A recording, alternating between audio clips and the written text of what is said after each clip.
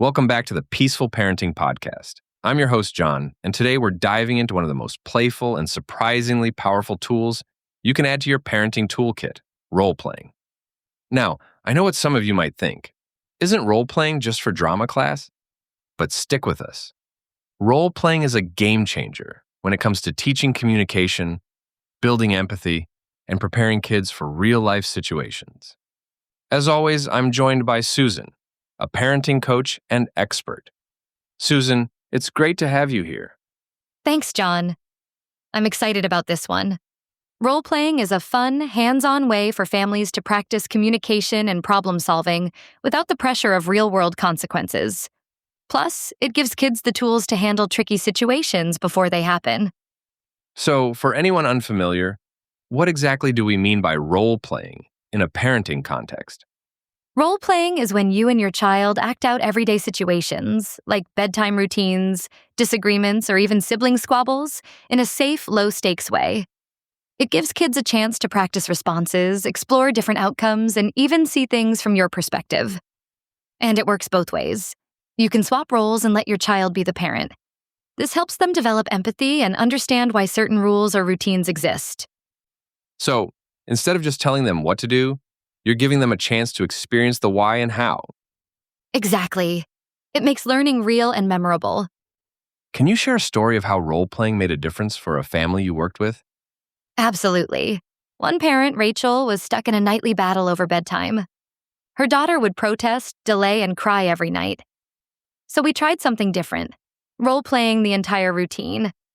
They took turns being the parent and the child. Rachel's daughter pretended to protest bedtime while Rachel responded calmly. Then they switched roles. When the daughter played the parent, she said, "I understand you want to stay up, but it's important to get rest so you can feel good tomorrow." Rachel told me later that hearing herself say those words clicked something in her daughter's mind. That's brilliant. Sometimes hearing your own reasoning said out loud, even in play, makes all the difference. It does. And from that night on, bedtime started to go smoother. It didn't fix everything overnight, but it laid a foundation for understanding and cooperation. Let's get practical. How can a parent start role-playing with their child? Start with a realistic scenario, something your child experiences often, like homework time, cleaning up toys, or resolving a disagreement with a sibling. Pick one and talk it through briefly. Then take turns playing each role. The key is to keep it light and fun. Use playful voices if that helps your child engage. Afterward, reflect together. How did that feel? What would you change next time? This reflection part is where the real learning happens. I love that. It's coaching through connection, not correction. Exactly. It empowers your child to come up with their own solutions too. What about using role-playing for sibling rivalry? That's a big one in many households. Definitely. Let's say one child grabs a toy from the other. Instead of jumping in with a lecture, you can role-play the situation later. Ask, "What could we say if that happens again?" Then act it out. One plays the grabber, one plays the responder. Your child might say, "I was using that. Can I have it back when you're done?" Practicing that line gives them a script they can use when emotions run high. So you're helping them rehearse for real-life drama without the actual drama. Exactly. What if a parent worries their child might find this awkward or resist the idea of role-playing? Great question. Keep it casual. Try it in the car, during a walk, or while cooking dinner. Keep the tone light. Don't force it to be too serious or perfect. One dad I worked with practiced bedtime scenarios in the car on the way home from school. It became a game rather than a lecture. That's such a good reminder. If it feels like fun, kids are much more likely to engage. Exactly. And the more you practice, the more natural it becomes. Can you share one more real-life win from a family that used this strategy? Sure.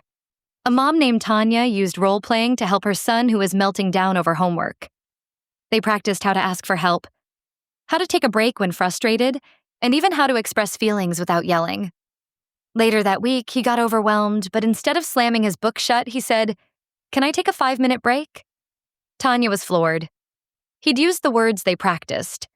That moment was a turning point for both of them. That's incredible. It just shows that when kids are given the tools and the chance to rehearse them, they rise to the occasion. Susan, this has been such an encouraging conversation. Role playing isn't just pretend, it's preparation. It helps kids learn how to think, feel, and respond with confidence. Absolutely. It builds empathy, problem solving skills, and emotional regulation. And best of all, it brings parents and kids together in a collaborative way. If you enjoyed today's episode, be sure to check out Anger Management Solutions for Parents by Agnes Blake. It includes a section on role playing with examples and tips you can start using today.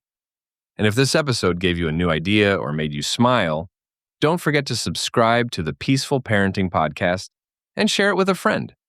Every family can benefit from a little practice and a lot of heart. You got this.